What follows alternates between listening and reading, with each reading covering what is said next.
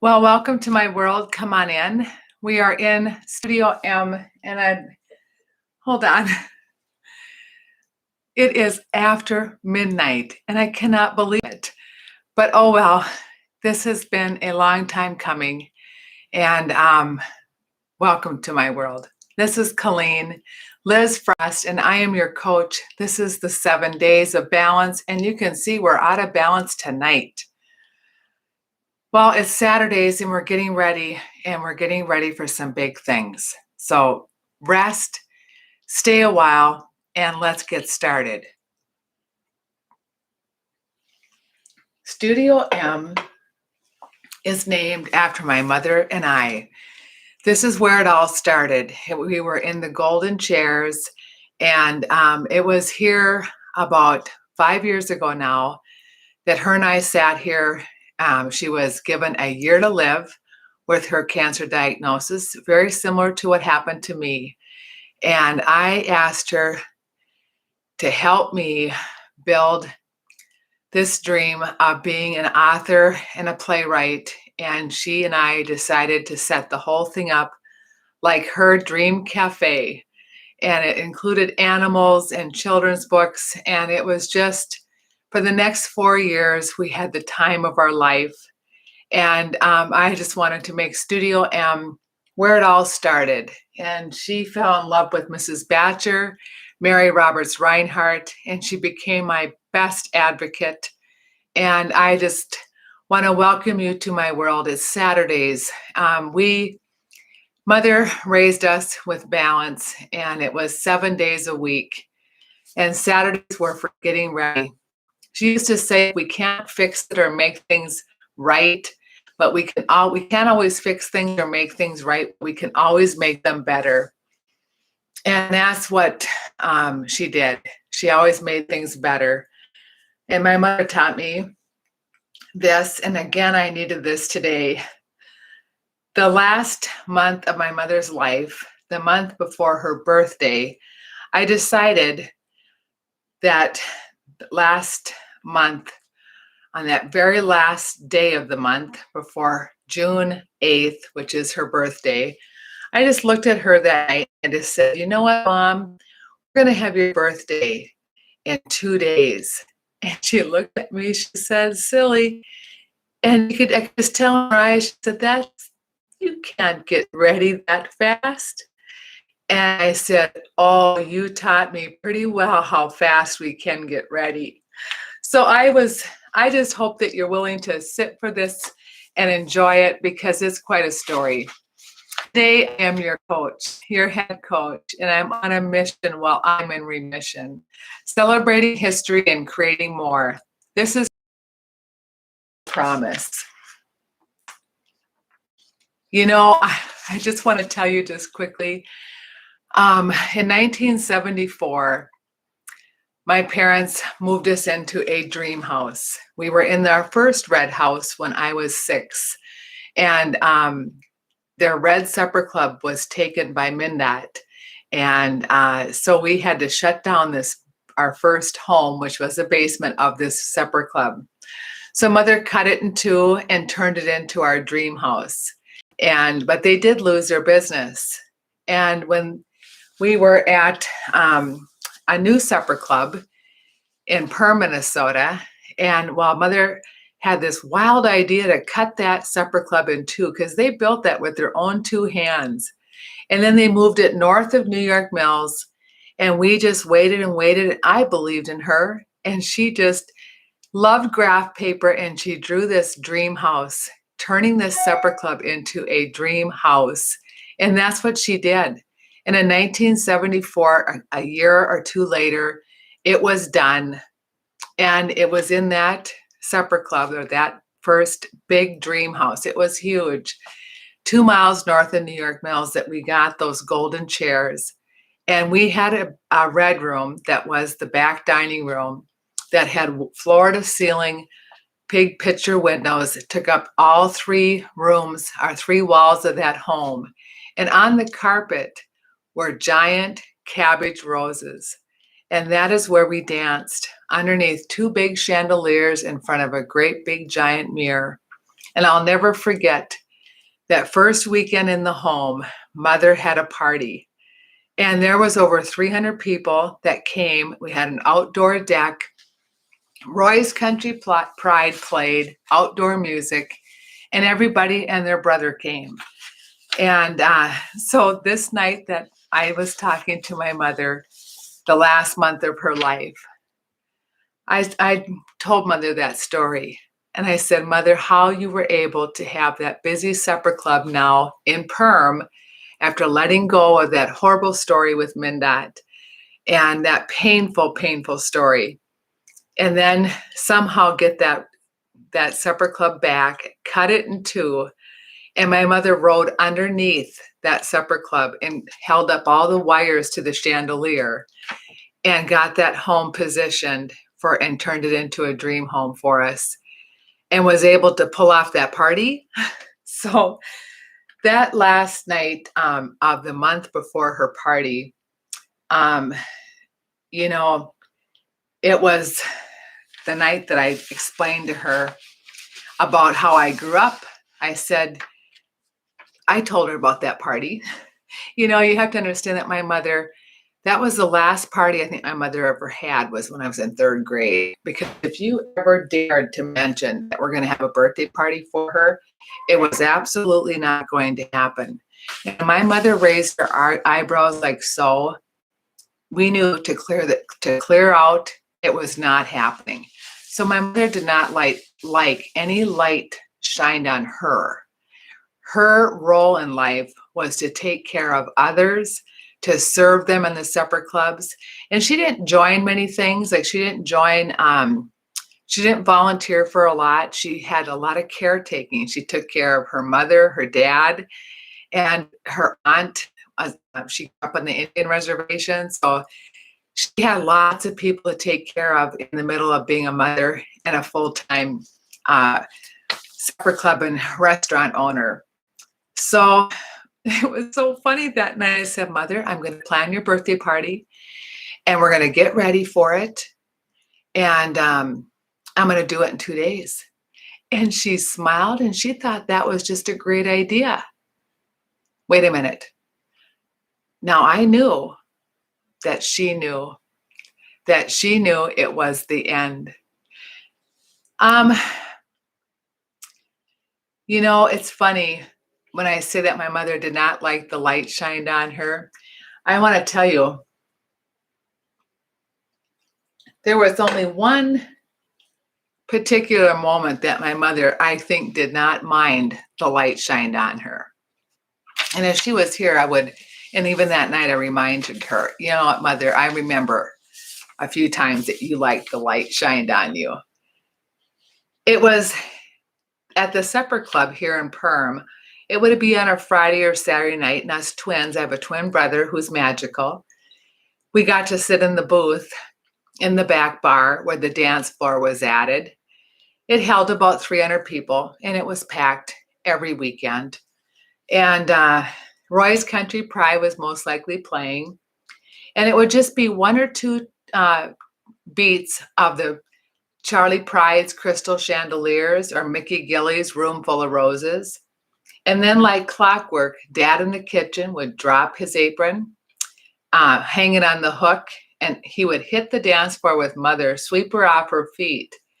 Back then, my mother always wore long dresses on those nights when she did $4,000 Windsor nights in the bar. And she had piled up hair, and her and Dad parted the floor as their guests cheered them on. Yes, the spotlight was on them those nights, at least for those two special songs each night, Friday and Saturday. And then it was back to work. Hospice that those 7 months were in our home 53 minutes a day for bath time. And those days I would meet with the nurse once a week. That particular day I did meet with that nurse to go over the new things I noticed or concerns. And that month before her birthday, I knew for the first time that I was losing my mother. And boy, I fought that hospice. but they're wonderful people. But they would tell me, you know what, Colleen, it will be probably 2 weeks to a month. And I look them square in the eye. I said, oh, yeah? Well, you just wait and see. And another month would go by, another month, and I'd just laugh at those girls and I'd say, she's not going anywhere. But that particular time with that nurse, I pulled her close and I said, I notice it. I surrender. And now I need to tell you, I'm going to do all I can to hang on for every single day. I asked her, how long can I feed her from these tiny little things I got from the vet? You know, those kind that you get to feed your dogs and cats, they're little tiny syringes. Well, I did that for my mom. You know, you would too. You will. It's easy. It's no big deal. She loved that, and she would giggle as she would let me give her the baby food and those little Ensures. And I did it 10, 12 hours a day. You know, I counted every calorie there at the end. And I almost got 800 calories doing it that way. I did a good job. And Mom let me. But I knew, and she knew. And she just smiled. She was so sweet. And I just smiled right back. And I planned that whole party. That day, that night, it was a magical couple days getting ready for the biggest party of my life. And she let me, which was so unlike my mother. But you know, something happened. I had a thing called a harp, a golden harp that our dear friend had from Staples. And he came. Our neighbors all came. It was the middle of COVID. Trust me, we sprayed, we masked, and we came in sections of groups. I had it so organized, you all would have been proud of me. But I showed her a party. Oh, yes, I did. And then the last thing that happened when they cleared out, then my twin brother came. And he sat by her bed because she was up, dressed to the nine. I carried her because she was, you know, my person. And I even got pictures of her out in the back porch. And every grandkid was here. And the ones that couldn't be were Zoomed, or at that time, I think it was called the Facetime. And everybody was here, and it was an all-dayer. It was an all-dayer. And then my twin brother came, and for 2.5 hours, him and Mom sang them all, from Charlie Pride to Loretta Lynn, and she sang every single note. And she put her hand up the one that she could, and it was a party like 1974. And you know something? I think those Ensures, I think we were up to about 1,800 calories. And I take full responsibility for every drop. And she had the time of her life. And I tell you, it took me a while to get this out tonight, but I tell you what, we did a good job in Studio M. And that's how you get ready. But you have to plan, people. You have to plan. And sometimes you can plan the most magical thing in 24 hours or 48 hours. But you have to have something on the table one day a week. And that's what I like to teach. I like to teach balance. And it is a gift. You know, my dad has, we joined an app in the neighborhood, and it's, we got a response tonight. This is the update. There is a couple, Frank and Shar, that text me that they are down the street here. She private messaged me and said they are interested in coming to our front porch. And I got to thinking, I said, Dad, I said, if we don't tell the family and you could somehow make it your idea, our family is just, you have to hit this at all angles. I said, why don't we see if we can't arrange another one of those parties? But this time I need a few more days than I did with Mom. Because I want to invite like the neighborhood and do it in the garage. So then today, I'm already planning that it's going to work. So Dad's all wound up about this. We have spent the whole day planning his birthday party, i.e. neighborhood party. It's for September 27th. I even ran it by my sister tonight myself. She liked the idea. And I'm the youngest in the family. I'm supposed to wait for their great ideas. I'm just saying, this is all working out, people. So that's why I'm a little bit exhausted tonight. I'm running late. This is Studio M. And I have to introduce you to these heartbreaking stories that are just the most beautiful stories to me. And I hope you've enjoyed them, because caretaking is so easy. Everybody says, oh, hard work, hard work. Don't listen to them. Listen, if you want to live to be 100, it's really easy. There's only 3 things that you have to do. Everyone says, well, who'd want to live to be 100? I'm telling you, people, I have a almost 94-year-old downstairs. That's my dad. And he is so much fun. He's a little bit demanding. And I told him tonight, I said, Dad, just a little bit of effort. When you go through the carpet and you see my little rug there, pick up the walker. Kick it in just a little. And he just laughs. He says, you think you're going to have a job tomorrow? Or, I said, are you going to fire me, Dad? He says, well, you better watch out there. Oh my gosh, we have more fun than we probably should. And I said, Dad, I am the program director for your birthday party. I said, I want you to toe the mark. And this is how it goes, people, on and on. But caretaking is easy. And 100-year-olds, well, he's 90, almost 94, they're a hoot. So if you have the opportunity to be a caregiver, and also these hospice people, I would order them early. Don't wait till the end, because it's lonely when you're a caretaker, because a lot of people don't stop in because they think, oh, we're sick and achy. Listen, sick and achy is a lot better than being, too busy. I'd rather be sick and achy and have company, because we sit still a lot and we're good at it. And we have lots of treats.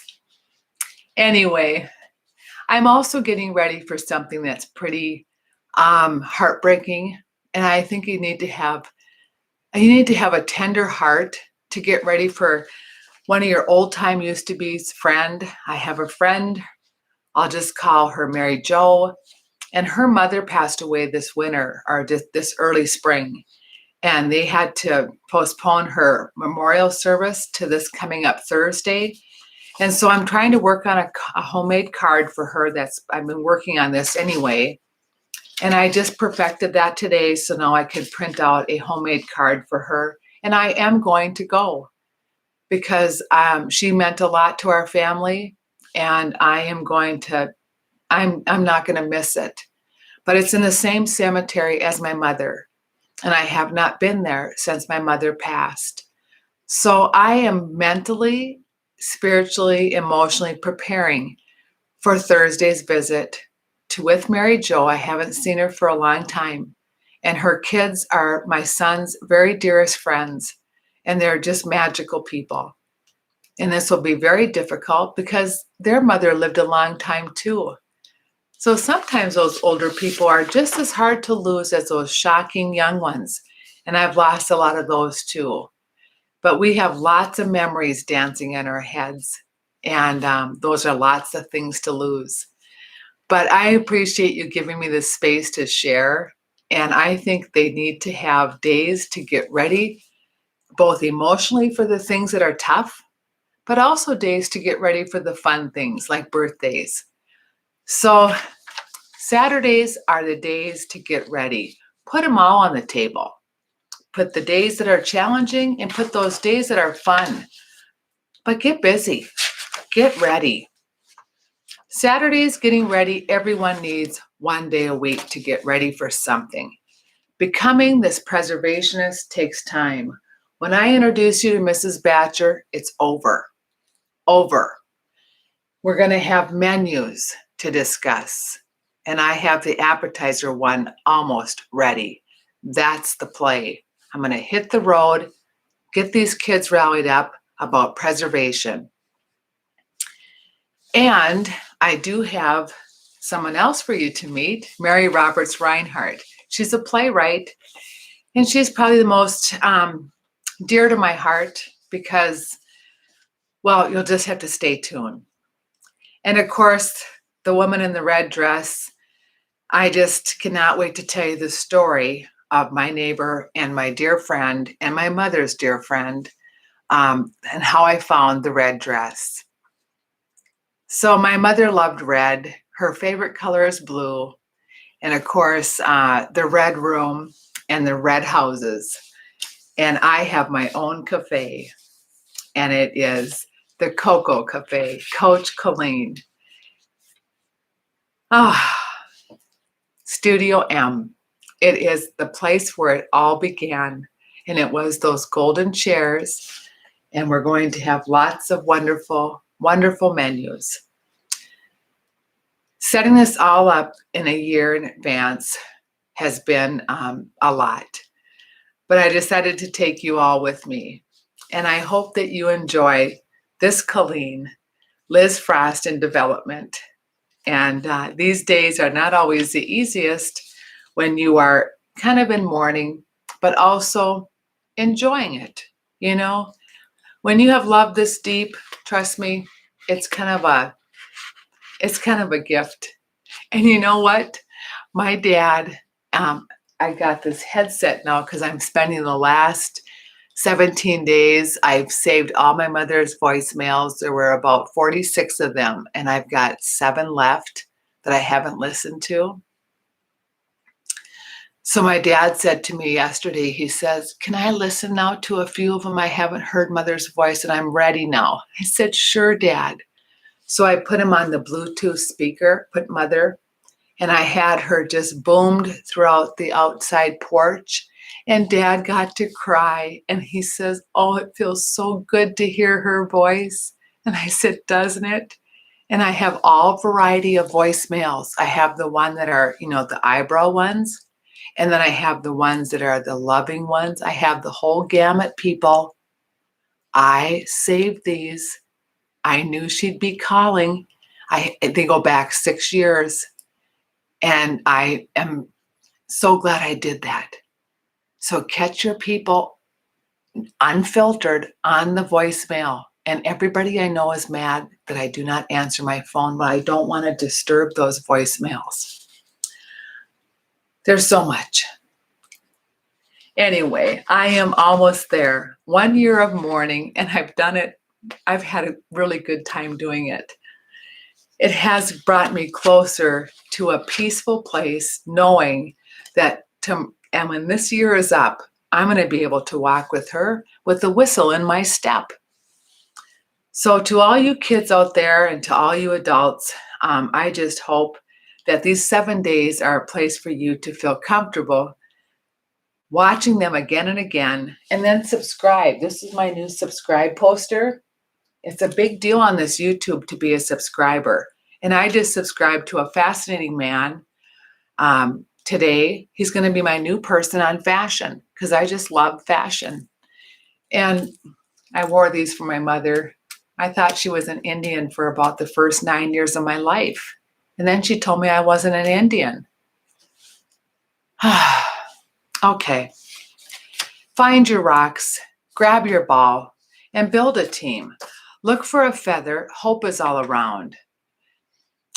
Jump, bounce, and fly with me 7 days on purpose. I teach it, I preach it, and I repeat it with a balance. Like, share, and remember that Saturdays are for getting ready. And Saturdays are for those who dare. Be avant-garde and be rare. And remember me, Colleen, your coach, number 33, from Studio M. Sincerely.